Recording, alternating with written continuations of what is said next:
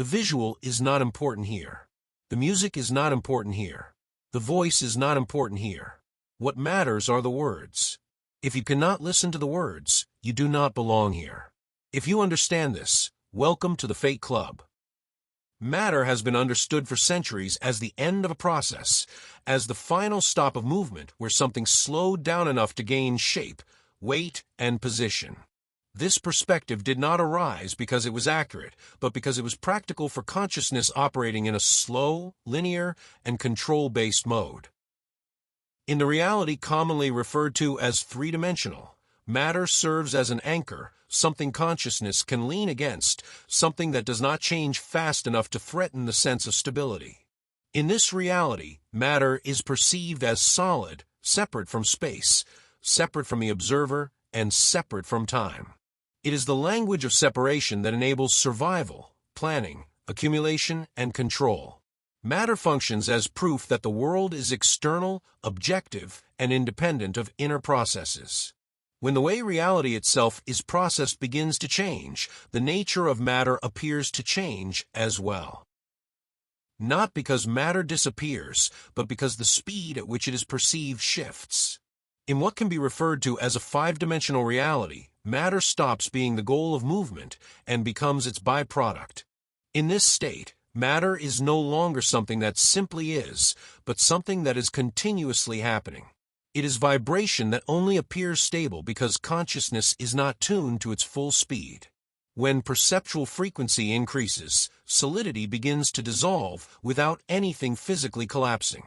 Matter in 5D reality does not vibrate faster because it is accelerated by force, but because it is no longer slowed down by interpretation.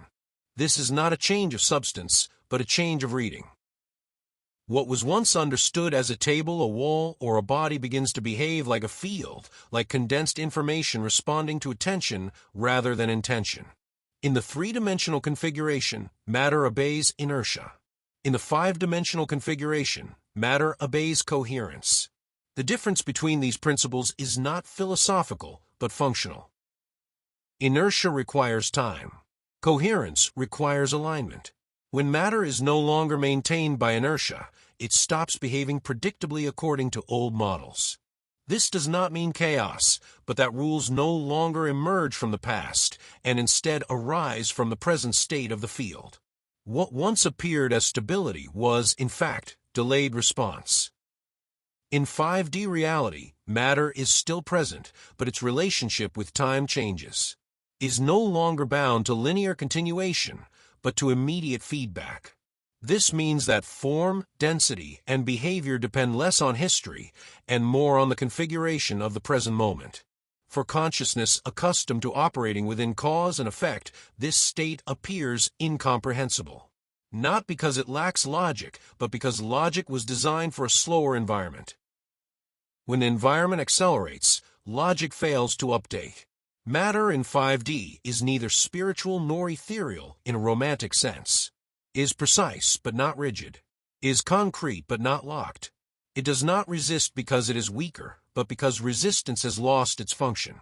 In an environment where change is immediate, resistance becomes delay without benefit.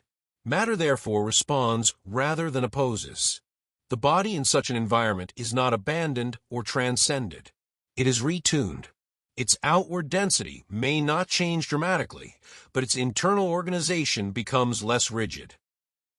Cells understood as separate units cease operating in isolation and begin functioning as part of a single informational field.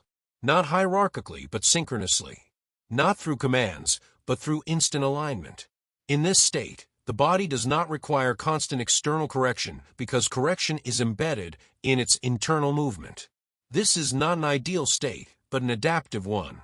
It is not a goal, but a consequence. The relationship between matter and space changes as well. In three-dimensional reality, space is something matter occupies. In five-dimensional reality, space is something matter flows through.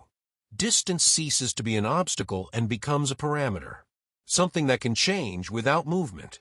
What was once understood as motion begins to appear as a shift of state. This does not mean that objects vanish or teleport. It means that the need for displacement decreases. When the field is coherent, information does not need to travel because it is instantly accessible. This is why, in 5D reality, matter behaves less like an object and more like an interface. Something through which consciousness communicates with the field of reality. Something that is neither separate from the observer nor identical to it. This state also alters the meaning of ownership. When matter is not rigid, it cannot be owned in the same way. The relationship to things changes not morally, but functionally. Objects cease to be reservoirs of security and become temporary configurations. Something that is used, tuned, and released when it loses relevance. This does not imply poverty or asceticism, but the absence of attachment. In this environment, fear of loss loses its function. Not because loss becomes impossible, but because loss is no longer final. When matter is not terminal, change is no longer catastrophic. For consciousness built on accumulation, this state feels destabilizing. For consciousness that adapts, it feels natural. There is no message here, only mechanics. Five-dimensional matter does not turn the world into abstraction. It turns it into process. And process does not require belief, only compatibility. What was once understood as law becomes pattern. What was understood as rule becomes tendency. What was understood as boundary becomes threshold. Matter in this state does not demand explanation. It demands a different kind of attention.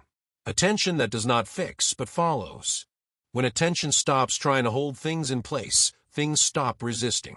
Not because they submit, but because there is nothing to defend against. Conflict was a product of interpretation, not reality. In 5D reality, matter is neither opponent nor tool. It is a partner in a process without central control. There is no authority here, only dynamics. This dynamic does not appear dramatic. It appears quiet. Changes occur without announcement, without symbols, without a moment that can be labeled as a breakthrough. One day, things simply no longer respond the way they used to. Not worse, not better, just differently. And this difference cannot be framed retroactively as an event. Matter in this environment behaves less like proof of reality and more like its reflection. Something that mirrors the state of the field rather than creating it. What appears external is merely a slowed image of internal alignment. This is not mysticism. It is a consequence of speed. When reality accelerates beyond a certain threshold, fixed categories dissolve. Not through force, but through irrelevance. They stop being usable.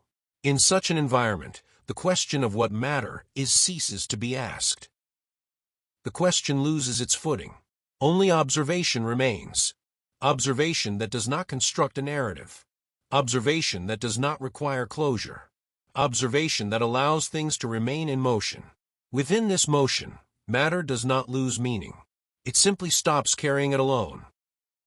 Meaning shifts into relationships rather than objects. What remains is not a higher truth or a better world. It is a different mode of existence. A mode that does not require conviction, only compatibility with speed. If you understand this, welcome to the club.